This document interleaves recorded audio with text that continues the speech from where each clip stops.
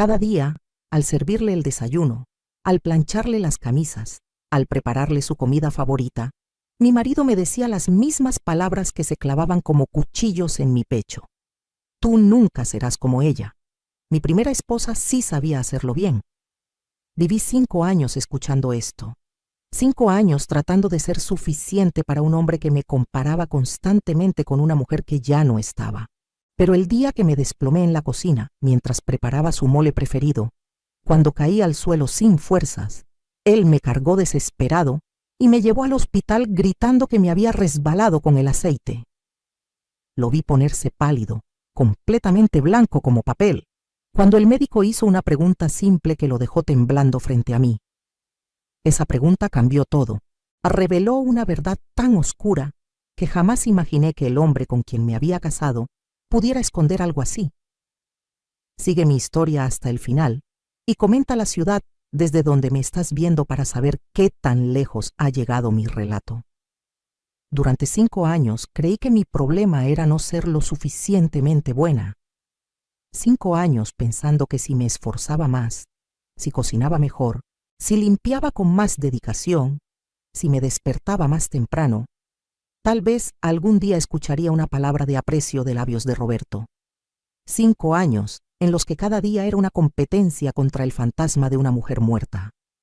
Pero déjenme contarles desde el principio, para que entiendan cómo llegué a ese momento en el hospital, cómo una mujer como yo, que siempre se consideró inteligente y fuerte, terminó atrapada en una pesadilla de la que no podía despertar.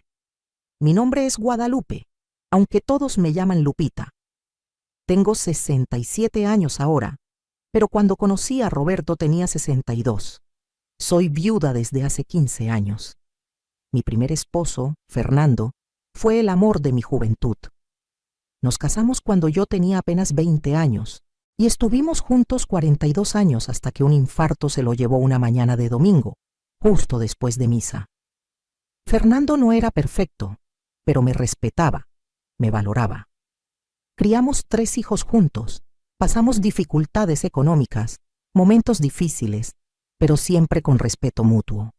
Cuando él murió, sentí que mi vida se acababa. Mis hijos ya estaban grandes, viviendo sus propias vidas. Carlos en Monterrey con su familia, Patricia en Guadalajara y mi Angelita en la Ciudad de México. Yo me quedé sola en nuestra casa de Puebla, esa casa donde habíamos construido tantos recuerdos. Los primeros años de viudez fueron los más difíciles. La soledad pesaba, sobre todo en las noches. Mis amigas me insistían en que saliera, que conociera gente. Lupita, todavía eres joven, todavía tienes mucha vida por delante, me decían. Yo me resistía. Me parecía una traición a la memoria de Fernando siquiera pensar en otro hombre. Pero el tiempo pasa, y la soledad tiene una forma de suavizar incluso las convicciones más firmes.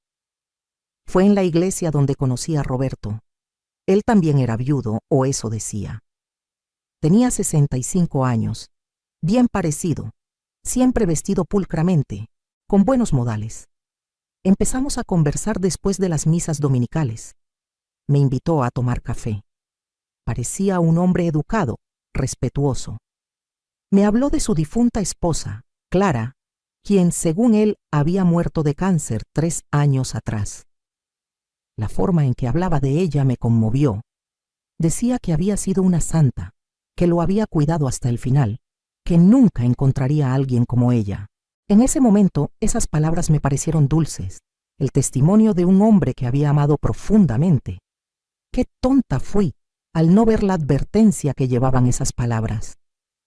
Nos casamos 6 meses después de conocernos. Mis hijos tenían dudas. Mamá, es muy rápido, decía Carlos. No lo conocemos bien, agregaba Patricia. Pero yo estaba decidida.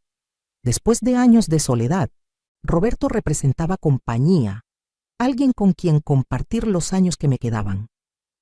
La boda fue sencilla, solo nosotros 2 y algunos amigos en el juzgado, y luego una comida pequeña. Roberto vendió su casa y se mudó a la mía, esa casa que Fernando y yo compramos con tanto sacrificio. Ahí comenzó mi verdadera pesadilla, aunque tardé meses en darme cuenta. Al principio todo parecía normal. Roberto era atento, cariñoso. Pero poco a poco, como agua que se filtra por las grietas, empezaron las comparaciones. La primera vez fue con la comida. Preparé enchiladas verdes, una receta que en mi familia siempre había sido muy apreciada. Roberto probó un bocado, hizo una mueca y dijo: Clara las hacía diferentes. Las de ella sí tenían sabor. Me dolió, pero traté de no darle importancia. Pensé que quizás estaba acostumbrado a otra sazón, que con el tiempo se acostumbraría a mi forma de cocinar. Qué equivocada estaba. Eso fue solo el comienzo. Las comparaciones se volvieron constantes, diarias, en todo. Si planchaba sus camisas, Clara las dejaba sin una sola arruga. Si arreglaba la sala, Clara tenía mejor gusto para decorar. Si me arreglaba para salir, Clara siempre se veía elegante, con clase. No importaba lo que hiciera, nunca era suficiente. Nunca alcanzaba el estándar de esa mujer perfecta que existía solo en su memoria. Comencé a despertarme más temprano, a esforzarme más. Buscaba recetas nuevas, compraba productos especiales para la limpieza, me arreglaba con más esmero, pero nada funcionaba. Mientras más me esforzaba, más cruel se volvía Roberto con sus comentarios. Empecé a cambiar. Yo, que siempre había sido una mujer segura de mí misma, que había criado 3 hijos, que había administrado un hogar durante décadas, que había trabajado como maestra durante 30 años antes de jubilarme, comencé a dudar de todo. Dudaba de mi capacidad para cocinar, para limpiar, para hacer cualquier cosa bien. Dejé de ver a mis amigas porque Roberto siempre encontraba alguna razón para criticarme cuando regresaba de verlas. Clara no andaba de chismosa con las vecinas, decía. Mis hijos notaron el cambio en mí cuando me llamaban, pero yo les mentía, les decía que todo estaba bien. Me daba vergüenza admitir que me había equivocado, que ese matrimonio había sido un error. Roberto no trabajaba, decía que vivía de su pensión, pero nunca aportaba dinero para los gastos de la casa. Yo pagaba todo con mi pensión de maestra y los ahorros que Fernando me había dejado. La luz, el agua, la comida, todo salía de mi bolsillo, y aún así, las críticas continuaban. Me convertí en sirvienta en mi propia casa, en una casa que ni siquiera era de él. Cocinaba lo que él pedía, lavaba su ropa, limpiaba todo, porque nada estaba lo suficientemente limpio para él. Y siempre las comparaciones con Clara, esa mujer perfecta que según él nunca cometía errores. Pero lo peor no eran las comparaciones. Lo peor era cómo me hacía sentir invisible, como si yo no importara, como si mi única función fuera intentar inútilmente llenar el vacío que Clara había dejado. Había días en que no me dirigía la palabra, solo señalaba cosas que estaban mal. Una mancha en un vaso, una arruga en una servilleta, la comida demasiado salada o demasiado desabrida. Yo caminaba sobre cáscaras de huevo en mi propia casa, aterrorizada de cometer el más mínimo error que desatara otra comparación cruel. Los meses pasaron y yo me fui consumiendo, literalmente. Empecé a perder peso, a sentirme cansada todo el tiempo. Pensé que era por el estrés, por el esfuerzo constante de tratar de ser perfecta. Me dolía la cabeza frecuentemente, me sentía mareada. Pero no le di importancia. Estaba demasiado ocupada tratando de mantener contento a Roberto, aunque sabía que era imposible. Mis hijos insistían en que fuera al médico, pero yo les decía que estaba bien, que solo eran achaques de la edad. Entonces llegó aquel día que lo cambió todo. Era un martes, lo recuerdo perfectamente. Roberto había pedido mole para comer, ese mole poblano que lleva horas de preparación. Me había levantado desde las 5 de la mañana para comenzar. Primero los chiles, tostarlos, remojarlos, luego todos los ingredientes, el chocolate, las almendras, las pasas, el ajonjolí, las especias. El olor llenaba toda la casa. Yo estaba de pie frente a la estufa, moviendo la olla grande donde el mole burbujeaba espeso y oscuro, cuando de repente todo comenzó a dar vueltas. Sentí que las piernas no me respondían, que el suelo se venía hacia mí. Lo último que recuerdo es el sonido de la cuchara de madera cayendo al piso. Desperté en el coche de Roberto. Él manejaba rápido, muy rápido, murmurando cosas que no podía entender. Me dolía todo el cuerpo. ¿Qué pasó?, pregunté con voz débil. Te resbalaste en la cocina con el aceite, respondió Roberto sin mirarme, con los ojos fijos en la carretera, las manos apretadas en el volante.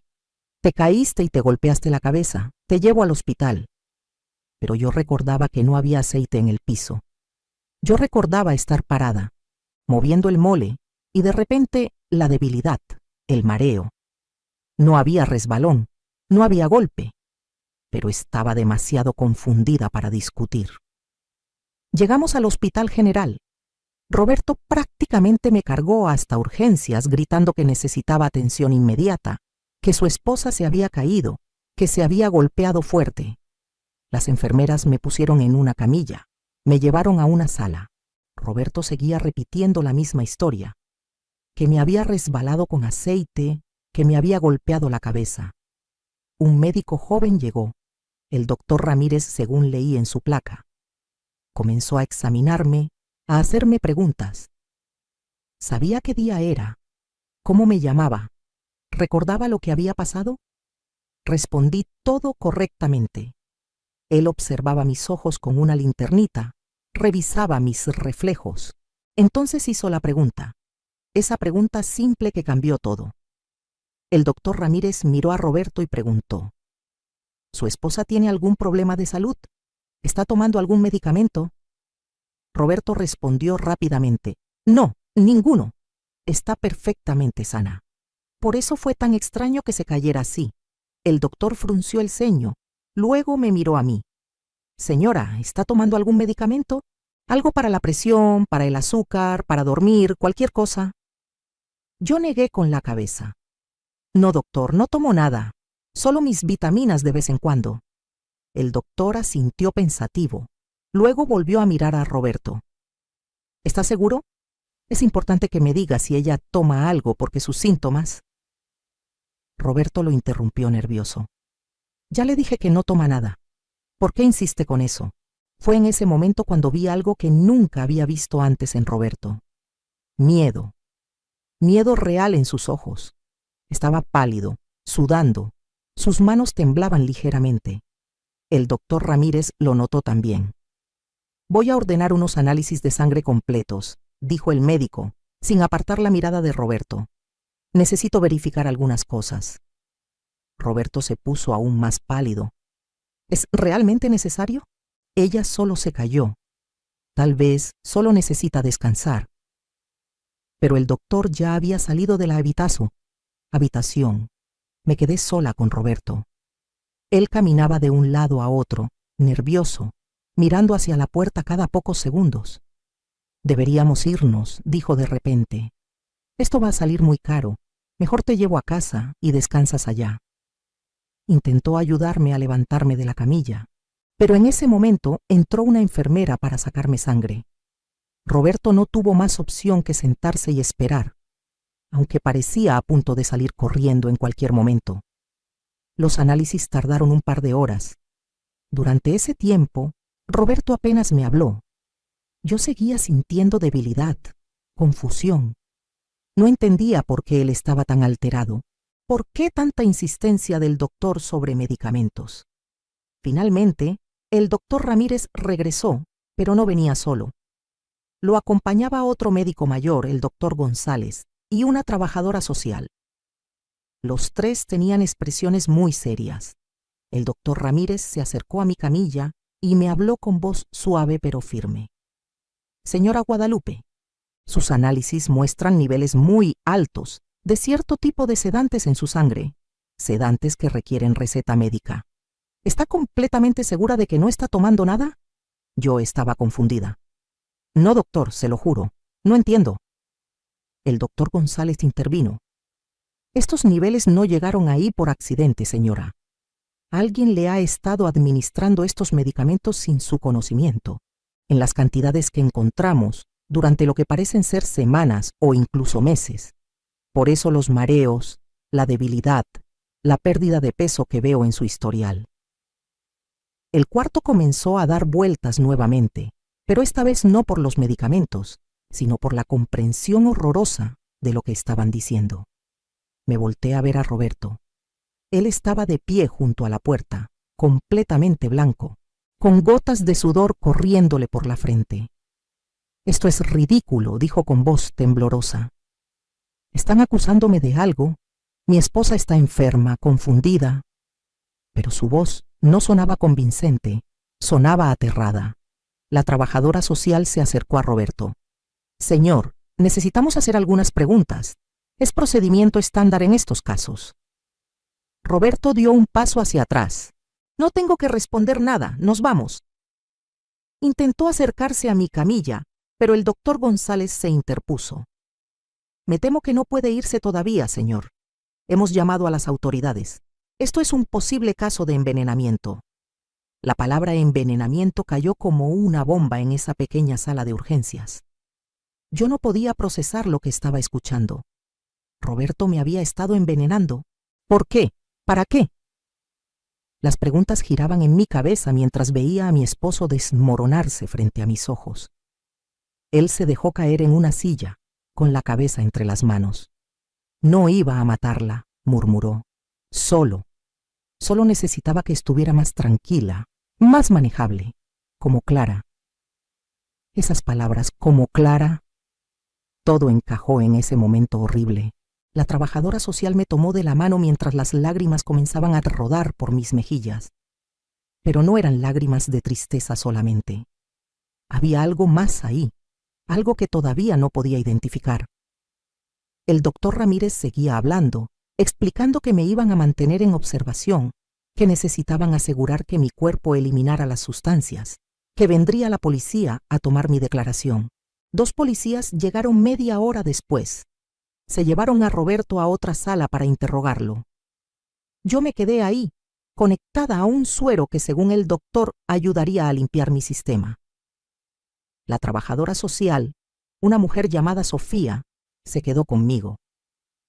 Me explicó con voz amable que lo que me había pasado era más común de lo que la gente creía, que muchas mujeres mayores sufrían este tipo de abusos sin siquiera saberlo. Me preguntó si tenía familia a quien pudiera llamar. Llamé a mis hijos, primero a Carlos, luego a Patricia, finalmente a Angelita. Los 3 entraron en pánico. Carlos me dijo que tomaría el primer autobús desde Monterrey. Patricia dijo que manejaría desde Guadalajara inmediatamente. Angelita, que estaba más cerca, dijo que llegaría en 2 horas. Les conté todo, o lo poco que sabía hasta ese momento. Escuchar sus voces, su preocupación genuina, su amor, me hizo darme cuenta de cuánto los había alejado en esos 5 años, cuánto había permitido que Roberto me aislara de las personas que realmente me amaban. Mientras esperaba a que mis hijos llegaran, la policía regresó con información que me dejó helada. Después de interrogar a Roberto, habían conseguido una orden para revisar nuestra casa. Encontraron frascos de medicamentos escondidos en el closet de Roberto, recetados a nombre de Clara, su difunta esposa.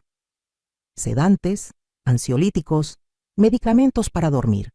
Pero había más, mucho más. También encontraron un diario, un cuaderno donde Roberto había estado documentando todo. Un oficial me mostró el cuaderno con guantes puestos. Con voz cuidadosa, me leyó algunos fragmentos. Roberto había escrito fechas, dosis, observaciones sobre cómo yo reaccionaba a los medicamentos. Hoy le puse media pastilla en el café de la mañana. Estuvo más dócil, no discutió cuando critiqué su comida. Le aumenté la dosis. Necesita estar más como Clara, menos respondona. Está perdiendo peso. Bien, Clara era delgada. Las palabras me atravesaban como cuchillos. Este hombre había estado experimentando conmigo como si fuera un objeto, tratando de convertirme en un reemplazo de su esposa muerta. Pero luego, el oficial leyó algo que me heló la sangre completamente. una entrada del diario de apenas 2 semanas atrás. La dosis ya es considerable. Pronto pasará lo mismo que con Clara. Después tendré la casa, su pensión acumulada, sus ahorros. Esta fue más difícil que la anterior, pero vale la pena. Me quedé sin respiración. ¿La anterior? Pregunté con voz temblorosa. El oficial asintió con expresión grave. Señora, creemos que su esposo hizo lo mismo con su primera esposa. Clara no murió de cáncer, como él decía. La policía ya está exhumando el cuerpo para hacer análisis. El mundo se detuvo. Roberto no solo me había estado envenenando a mí, había matado a su primera esposa de la misma manera y probablemente planeaba hacer lo mismo conmigo. Me casé con un asesino. Compartí mi cama con un asesino durante 5 años. Las náuseas me invadieron y la enfermera tuvo que traerme algo para calmarme. Mis hijos llegaron esa noche, uno tras otro. Carlos llegó primero, con los ojos rojos de haber llorado en todo el camino. Me abrazó como cuando era niño y había tenido una pesadilla. Patricia llegó 1 hora después, furiosa, jurando que Roberto pagaría por lo que me había hecho. Y Angelita, mi bebé, aunque ya tuviera 40 años, se sentó en la orilla de mi cama de hospital y lloró conmigo hasta que las dos nos quedamos sin lágrimas. Esa noche, rodeada de mis hijos, con el suero limpiando lentamente mi cuerpo del veneno que mi esposo me había estado dando, algo cambió dentro de mí. La tristeza comenzó a transformarse en algo diferente. Rabia. Rabia pura y justificada. Ese hombre me había robado 5 años de mi vida. Me había hecho dudar de mí misma. Me había aislado de mi familia. Me había envenenado lenta y deliberadamente, planeando quedarse con todo lo que Fernando y yo habíamos construido con tanto esfuerzo. Y lo peor, lo absolutamente imperdonable, había matado a otra mujer antes que a mí. Pero Roberto había cometido un error enorme. Me había subestimado. Había asumido que era solo una vieja tonta y solitaria, fácil de manipular, fácil de controlar, fácil de eliminar. No tenía idea de quién era yo realmente, de lo que era capaz cuando me quitaban la niebla de los sedantes. No sabía que la mujer dulce y sumisa que había visto durante 5 años no era la verdadera Guadalupe. Era solo una versión drogada y confundida de mí. La verdadera yo estaba despertando y estaba furiosa. Los doctores me mantuvieron en el hospital 3 días, mientras los medicamentos salían de mi sistema. Cada día me sentía más clara, más fuerte, más yo misma. Era como despertar de una pesadilla larga y confusa. Roberto fue arrestado esa primera noche. Los cargos iniciales fueron intento de homicidio y abuso doméstico, pero la policía me dijo que probablemente aumentarían una vez que tuvieran los resultados de la exhumación de Clara. Mis hijos querían que me fuera acá a vivir con alguno de ellos, al menos temporalmente. Carlos insistía en que me fuera a Monterrey con él y su familia. Patricia me rogaba que la acompañara a Guadalajara.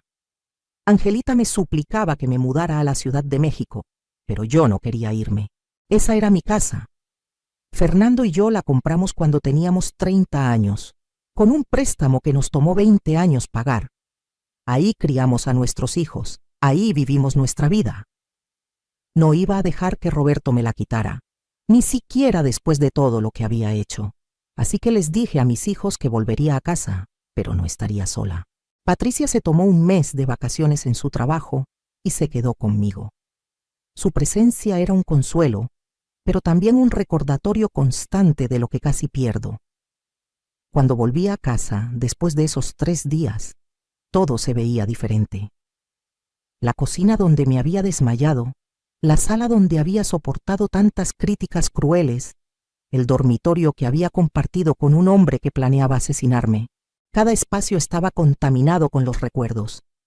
Patricia me ayudó a empacar todas las cosas de Roberto, su ropa, sus zapatos, sus objetos personales. Todo fue a cajas que la policía recogió como evidencia o que donamos. Quité las sábanas de la cama y las quemé en el patio. Puede sonar dramático, pero necesitaba ese ritual de purificación. En los días siguientes, mientras mi cuerpo seguía recuperándose, comencé a reconstruir mi vida. Llamé a mis amigas, a las que había abandonado durante esos 5 años. Les conté todo. Su apoyo fue inmediato y absoluto. Me visitaban diariamente, me traían comida, se sentaban conmigo a tomar café. Me di cuenta de cuánto había perdido al alejarme de ellas. La soledad que había sentido antes de conocer a Roberto parecía preferible ahora a la horrible compañía que él había sido. Pero mientras me recuperaba físicamente, mi mente trabajaba en otra cosa. Rabia. Seguía sintiendo esa rabia ardiente cada vez que pensaba en Roberto, en sus comparaciones crueles, en cómo me había drogado sistemáticamente, en cómo había planeado matarme y quedarse con todo. Y entonces, una tarde mientras tomaba té en mi cocina con Patricia, ella mencionó algo casualmente que despertó una idea en mi mente. «Mamá, ¿te acuerdas de la propiedad de la abuela?», preguntó Patricia mientras comíamos pan dulce. Yo levanté la vista sorprendida. No había pensado en esa propiedad en años. Mi madre había muerto 10 años atrás, dejándome a mí y a mis 2 hermanas un terreno en las afueras de Cholula. Era un buen terreno, grande, bien ubicado, pero mis hermanas y yo nunca nos pusimos de acuerdo sobre qué hacer con él. Así que ahí se había quedado, solo pagando impuestos, esperando. «¿Por qué lo preguntas?», le dije a Patricia. Ella se encogió de hombros. «No sé, estaba pensando que tal vez ahora que necesitas dinero para los abogados y todo esto». Se detuvo al ver mi expresión, porque en ese momento, como un rayo de luz atravesando nubes oscuras, una idea se formó en mi mente.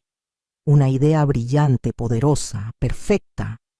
Roberto no sabía nada de esa propiedad. Nunca se lo había mencionado porque cuando nos casamos, yo apenas recordaba que existía. Habíamos hecho separación de bienes cuando nos casamos, algo que mis hijos habían insistido aunque Roberto se quejó. Él pensaba que solo tenía esta casa, mi pensión de maestra y algunos ahorros modestos. No tenía idea de que ese terreno en Cholula ahora, con el desarrollo de la zona, valía una fortuna. Y no tenía idea de que 2 años atrás, mis hermanas y yo finalmente habíamos llegado a un acuerdo y habían quedado preparadas las escrituras donde ellas me vendían su parte a precio simbólico. Solo faltaba mi firma para que el terreno completo fuera completamente mío. Llamé a mi abogado al día siguiente. El licenciado Mendoza había sido amigo de Fernando, nos había ayudado con la compra de la casa décadas atrás. Había manejado la herencia cuando Fernando murió. Era un hombre de confianza total. Le conté todo lo que había pasado con Roberto y luego le conté mi idea. Quería saber exactamente cuánto valía ese terreno ahora. Quería saber qué opciones tenía. El licenciado Mendoza se puso a trabajar inmediatamente. 2 semanas después, me llamó a su oficina. Me senté frente a su escritorio mientras él abría una carpeta gruesa. «Lupita», dijo con una sonrisa que no había visto en su rostro antes, «ese terreno que tu madre te dejó, con el nuevo desarrollo de la zona, con los negocios que se están instalando ahí, vale mucho más de lo que imaginabas». Deslizó un papel hacia mí. El número que vi me dejó sin aliento. No era millonaria, pero definitivamente nunca más tendría que preocuparme por dinero. «Hay más», continuó el licenciado Mendoza. «He estado investigando la situación legal con Roberto. Como se casaron con separación de bienes, él no tiene ningún derecho sobre tus propiedades ni sobre tu dinero. Esta casa es tuya, siempre lo ha sido. Tus cuentas de banco son tuyas, y este terreno es tuyo. Él no puede tocar nada de eso, incluso si no fuera a prisión, lo cual es casi seguro que va a pasar». Hizo una pausa, luego agregó: «Pero Lupita, hay algo más que necesitas saber. He estado hablando con el fiscal del caso. Los resultados de la exhumación de Clara salieron. Había altos niveles de los mismos medicamentos en su cuerpo. Roberto la mató, no hay duda. Y están construyendo un caso muy sólido. Van a acusarlo de homicidio en primer grado por Clara y de intento de homicidio por ti». La información me golpeó como una ola. Roberto iba a prisión, por mucho tiempo, tal vez por el resto de su vida, y yo estaba a salvo, completamente a salvo. No solo eso, sino que tenía recursos que él nunca imaginó que tuviera. Una sonrisa lenta se extendió por mi rostro. El licenciado Mendoza la vio y asintió con comprensión. «¿Qué quieres hacer?», me preguntó. Pasé las siguientes semanas planeando cuidadosamente. Firmé las escrituras del terreno de Cholula. Ahora era completamente mío, pero no lo vendí todavía. Tenía otros planes primero. Contraté a un detective privado, algo que nunca imaginé que haría en mi vida. Le pedí que investigara todo sobre Roberto, todo. Su pasado, sus otras relaciones, sus finanzas, todo. Lo que descubrió me dejó helada, pero también confirmó mis sospechas más oscuras. Roberto no solo había matado a Clara. Antes de Clara había habido otra esposa, 20 años atrás. Una mujer llamada Beatriz, que según los registros oficiales había muerto de un ataque cardíaco a los 60 años. Pero el detective encontró similitudes perturbadoras. Beatriz también había estado experimentando mareos y debilidad antes de morir. Su muerte también había sido repentina. Y después de su muerte, Roberto había vendido la casa de ella, había cobrado su seguro de vida, se había quedado con todo. El patrón era claro. Roberto era un depredador serial que se dedicaba a cazar viudas, casarse con ellas, envenenarlas lentamente para que pareciera enfermedad natural y quedarse con sus propiedades. Esta información se la pasé inmediatamente al fiscal. Era evidencia crucial. Ahora estaban investigando la muerte de Beatriz también, planeando exhumar su cuerpo.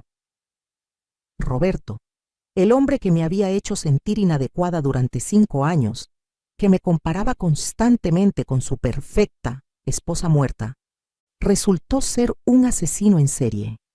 Las comparaciones con Clara ahora tenían un significado completamente diferente y retorcido. No me comparaba con ella porque la extrañara. Me comparaba con ella porque estaba tratando de recrear las condiciones que le habían funcionado antes, tratando de convertirme en una víctima sumisa y confundida como ella había sido. El juicio se programó para 6 meses después de mi hospitalización. Durante ese tiempo, yo seguí recuperándome, ganando peso, ganando fuerza.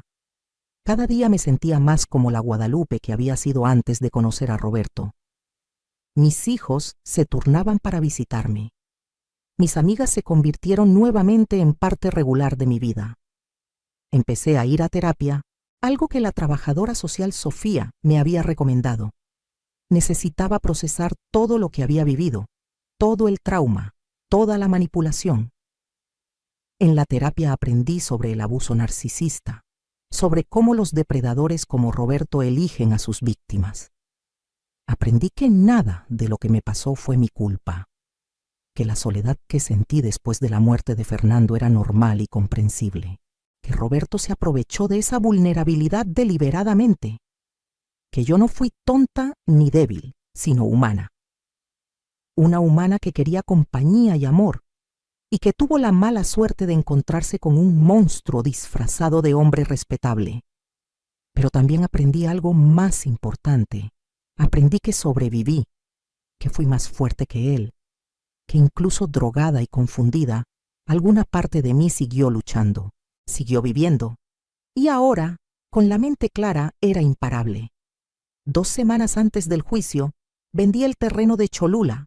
Lo vendí a una desarrolladora que estaba construyendo un centro comercial en la zona.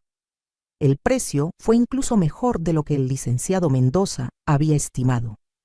De repente, tenía más dinero del que había tenido en toda mi vida. Dinero que era completamente mío, que Roberto nunca sabría que existía hasta que fuera demasiado tarde para él hacer algo al respecto. Con parte de ese dinero, hice algo que había estado soñando. Renovamos completamente la casa. Cambié todo lo que Roberto había tocado. Pinté las paredes de colores alegres y brillantes que a mí me gustaban. Compré muebles nuevos.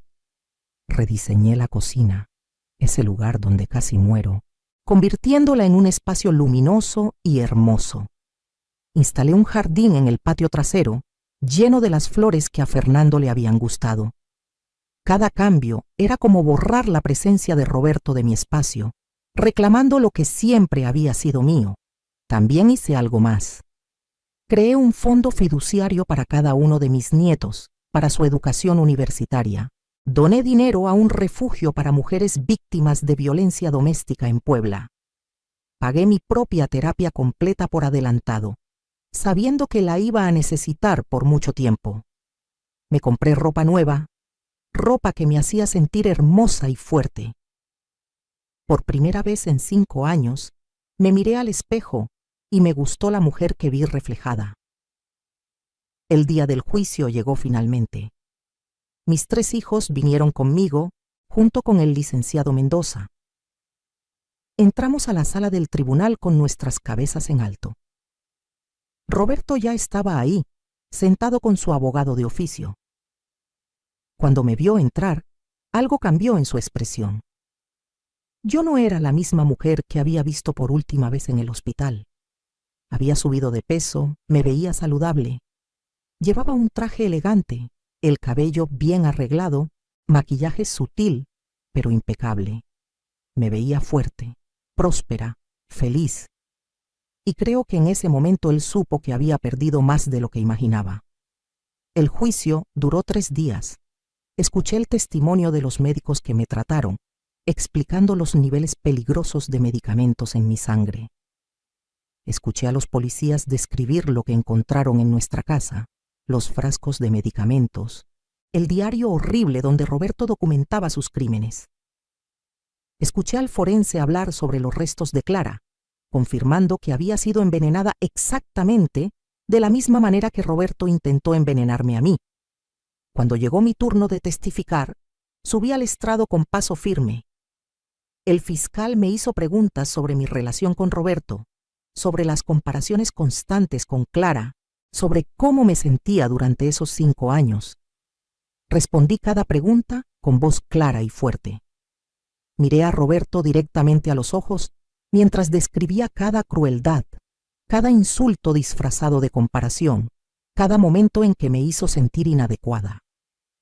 Vi cómo se encogía en su asiento, cómo evitaba mi mirada. El hombre que me había aterrorizado durante años ahora no podía ni siquiera mirarme a los ojos. El abogado de Roberto intentó hacer ver que yo había malinterpretado sus preocupaciones cariñosas, que los medicamentos eran para mi propio bien, porque yo estaba estresada, que él nunca tuvo intención de hacerme daño. Pero su defensa se desmoronó cuando el fiscal presentó el diario. Esas palabras escritas por la propia mano de Roberto, documentando cada dosis, cada efecto, comparándome con la anterior, planeando mi muerte. No había forma de explicar eso como otra cosa que lo que era: intento de asesinato premeditado. El tercer día, el jurado se retiró a deliberar. Solo tardaron 2 horas. Cuando regresaron, el portavoz se puso de pie y leyó el veredicto. Culpable de homicidio en primer grado en el caso de Clara Martínez. Culpable de intento de homicidio en primer grado en el caso de Guadalupe Reyes. Culpable de abuso doméstico agravado. Culpable de fraude. La sala estalló en murmullos. Yo cerré los ojos y sentí las lágrimas corriendo por mis mejillas, pero esta vez eran lágrimas de alivio, de justicia, de libertad. El juez dictó sentencia una semana después. 40 años de prisión sin posibilidad de libertad condicional. Roberto tenía 65 años. Probablemente moriría en prisión. Cuando el juez golpeó el martillo, Roberto finalmente me miró. Había lágrimas en sus ojos, pero no eran lágrimas de remordimiento. Eran lágrimas de autocompasión, de rabia por haber sido atrapado. En ese momento, cualquier pequeño rastro de duda que pudiera haber tenido sobre su culpabilidad se desvaneció completamente. Ese hombre era un monstruo y ahora estaba donde pertenecía. Afuera del tribunal, los periodistas nos esperaban. La historia había captado atención mediática. El envenenador serial que se casaba con viudas para matarlas y robar sus propiedades. Pero yo no quise hablar con ellos ese día. Solo quería ir a casa con mis hijos, celebrar que todo había terminado. Pero no había terminado, no completamente. porque yo tenía un último acto que realizar. Unas semanas después de la sentencia, cuando las cosas se habían calmado un poco, hice una visita. Conduje hasta el cementerio donde Clara estaba enterrada. Encontré su tumba, una lápida simple que decía: Clara Martínez, esposa amada, descansa en paz. Me senté en el pasto frente a su tumba y hablé con ella, aunque sé que puede sonar extraño. Clara, le dije, no sé si puedes oírme, pero necesito decirte algo. Durante 5 años te odié. Te odié porque mi esposo no hacía más que compararme contigo, decirme que nunca sería tan buena como tú. Pero ahora sé la verdad. Tú no eras perfecta. Eras una víctima, igual que yo. Él te asesinó y luego usó tu memoria para torturarme. Lo siento. Siento que tuvieras que pasar por lo que pasaste. Siento que nadie sospechara, que nadie te salvara. Pero quiero que sepas que al final te conseguí justicia. Él va a pagar por lo que te hizo. Descansa en paz, Clara. Ambas somos libres ahora. Dejé flores en su tumba, flores blancas, y me fui. Era el cierre que necesitaba, no solo con Roberto, sino con el fantasma de la mujer que nunca conocí, pero que había dominado 5 años de mi vida. Los meses siguientes fueron de transformación completa. Terminé la renovación de la casa. Empecé a tomar clases de pintura, algo que siempre había querido hacer, pero nunca encontraba tiempo. Viajé por primera vez en años. Fui a visitar a cada uno de mis hijos en sus ciudades. Conocí mejor a mis nietos. Me reencontré con amigas de la infancia que no había visto en décadas. Comencé a vivir, realmente vivir, por primera vez desde la muerte de Fernando. Y algo más pasó, algo que nunca esperé. Me volví activista. Empecé a hablar públicamente sobre mi experiencia, sobre el abuso en la tercera edad, sobre cómo los depredadores apuntan específicamente a viudas mayores. Di charlas en centros comunitarios, en iglesias, en grupos de mujeres. Compartí mi historia una y otra vez, no porque fuera fácil, sino porque era necesario. Porque cada vez que la contaba, veía reconocimiento en los ojos de alguna mujer en la audiencia. Veía a alguien darse cuenta de que lo que estaba viviendo no era normal, no era amor, era abuso. Trabajé con el refugio al que había donado dinero, ayudando a crear programas específicos para mujeres mayores. Porque descubrí que la mayoría de los recursos para víctimas de violencia doméstica están orientados a mujeres jóvenes con niños pequeños. Las mujeres de mi edad a menudo son olvidadas, invisibles. Pero nosotras también necesitamos ayuda, también necesitamos recursos, también necesitamos que alguien nos diga que merecemos respeto y seguridad, sin importar nuestra edad. 1 año después del juicio, el programa de televisión nacional Mujeres sin Miedo me invitó a compartir mi historia. Fue aterrador pero liberador pararme frente a esas cámaras y contar todo. Hablar de la vergüenza que sentí, del aislamiento, de cómo casi pierdo mi vida, pero también hablar de mi recuperación, de mi fuerza, de cómo sobreviví y prosperé. El programa se transmitió un domingo por la noche, y al día siguiente mi teléfono no paraba de sonar. Mujeres de todo el país llamaban, escribían, compartían sus propias historias. Muchas estaban viviendo situaciones similares, y mi historia les dio el valor para buscar ayuda. El impacto fue mayor de lo que jamás imaginé. Las autoridades comenzaron a prestar más atención a las muertes naturales de mujeres mayores, especialmente cuando había un nuevo cónyuge que se beneficiaba económicamente. Se hicieron cambios en los protocolos médicos para hacer análisis toxicológicos más completos cuando una mujer mayor llegaba con síntomas inexplicables. No puedo decir que cambié el sistema completo, pero ayudé. Ayudé a que otras mujeres no pasaran por lo que Clara y yo pasamos. 2 años después del juicio, en una tarde tranquila de primavera, estaba sentada en mi jardín recién renovado, tomando café y leyendo un libro, cuando mi nieta mayor, Sofía, nombrada así por mi madre, vino a visitarme. Tiene 20 años, Está estudiando Derecho en la UNAM. Se sentó junto a mí y me tomó de la mano. Abuela, me dijo, quiero que sepas algo. Por años, cuando era niña, pensaba que eras perfecta, siempre tan dulce, tan amable, tan dispuesta a complacer a todos. Pero ahora, después de todo lo que pasaste, después de verte pelear, verte recuperar, verte convertir en esta versión aún más fuerte de ti misma, ahora te admiro de verdad. Me enseñaste que nunca es tarde para defenderte, que nunca es tarde para reclamar tu vida, que la verdadera fuerza no está en ser perfecta o complacer a todos, sino en conocer tu valor y no permitir que nadie te lo quite. Sus palabras me hicieron llorar, pero eran lágrimas buenas, porque me di cuenta de que aunque Roberto me robó 5 años, aunque casi me roba la vida, no ganó. Yo gané. No solo sobreviví, sino que me convertí en inspiración para mi familia, para otras mujeres, para mi comunidad. El veneno que Roberto puso en mi cuerpo no pudo tocar mi espíritu, y al final, ese espíritu fue más fuerte que todo su odio y su crueldad. Hoy, mientras escribo esto, han pasado 3 años desde aquel día en el hospital. Tengo 70 años ahora. Vivo sola en mi casa hermosa y renovada, pero nunca me siento sola. Mis hijos me visitan regularmente. Mis amigas son parte constante de mi vida. Tengo proyectos, pasatiempos, propósito. He viajado a lugares que siempre quise conocer.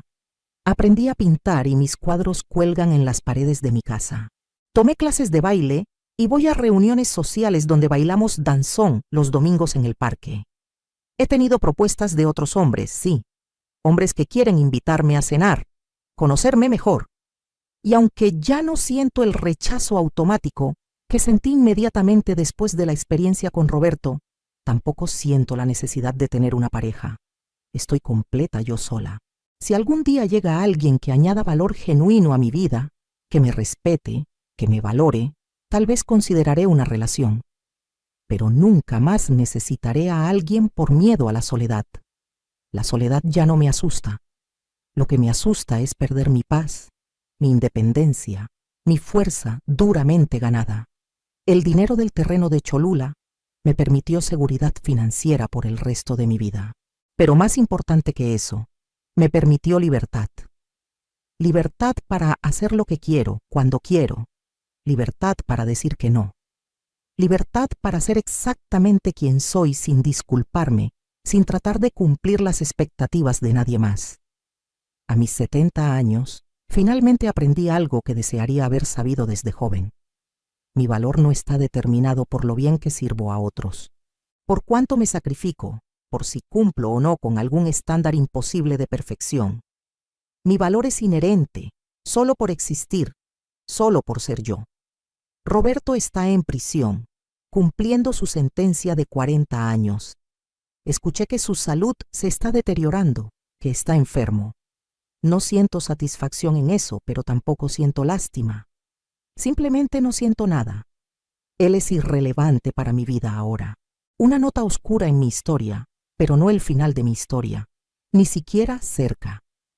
A veces pienso en Clara y en Beatriz, las otras mujeres que no tuvieron la suerte que yo tuve.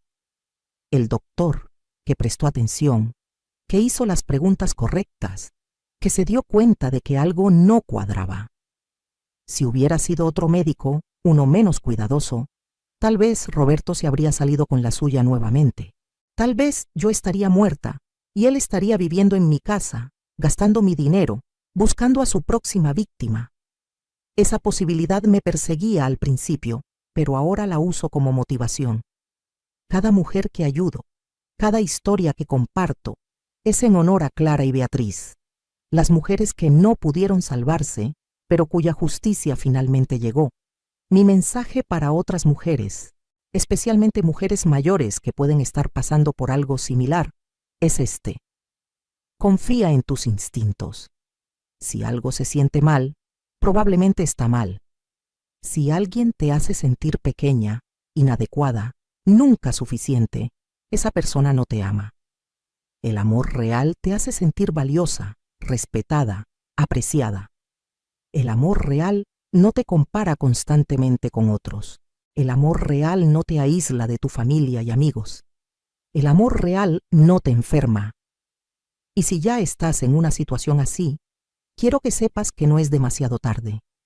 Nunca es demasiado tarde para salvarte, para reclamar tu vida, para empezar de nuevo.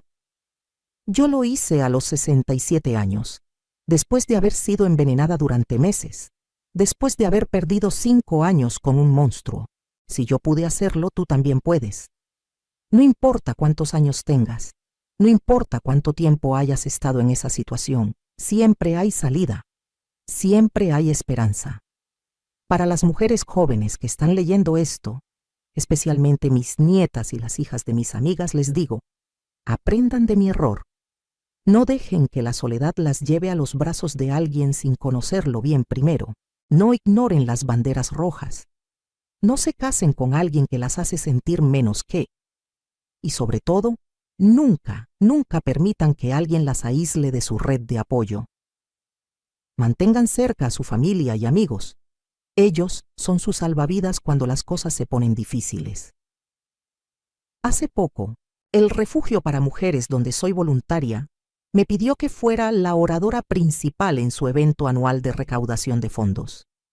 Parada frente a 200 personas, compartiendo mi historia, viendo las lágrimas en los ojos de mujeres que habían pasado por cosas similares o peores, sentí algo que nunca esperé sentir: gratitud. No gratitud por lo que Roberto me hizo, nunca eso, pero gratitud por haber sobrevivido, por haber encontrado mi fuerza, por haber podido convertir mi dolor en propósito. Durante 5 años, les dije a esa audiencia, un hombre me dijo todos los días que yo nunca sería como su primera esposa, y tenía razón.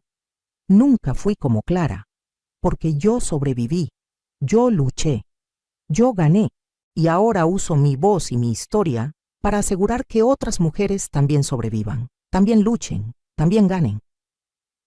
El aplauso que siguió fue ensordecedor, pero más importante fueron las mujeres que se me acercaron después. Mujeres que me dijeron que mi historia les dio valor para dejar a sus abusadores. Mujeres que me agradecieron por hacerlas sentir menos solas. Una mujer mayor, probablemente de mi edad, me abrazó llorando y me susurró: gracias por darme esperanza de que puedo empezar de nuevo, incluso a mi edad.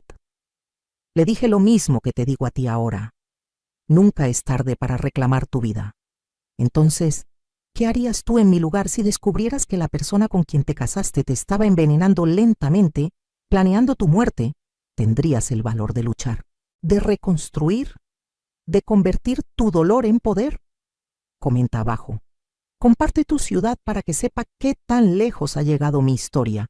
Y si conoces a alguien que pueda estar en una situación de abuso, comparte este relato, porque las historias como la mía necesitan ser contadas, necesitan ser escuchadas, necesitan salvar vidas. Yo soy Guadalupe, soy sobreviviente, soy más fuerte de lo que mi abusador jamás imaginó. Y si yo pude salir de la oscuridad más profunda hacia la luz, tú también puedes. Nunca lo olvides.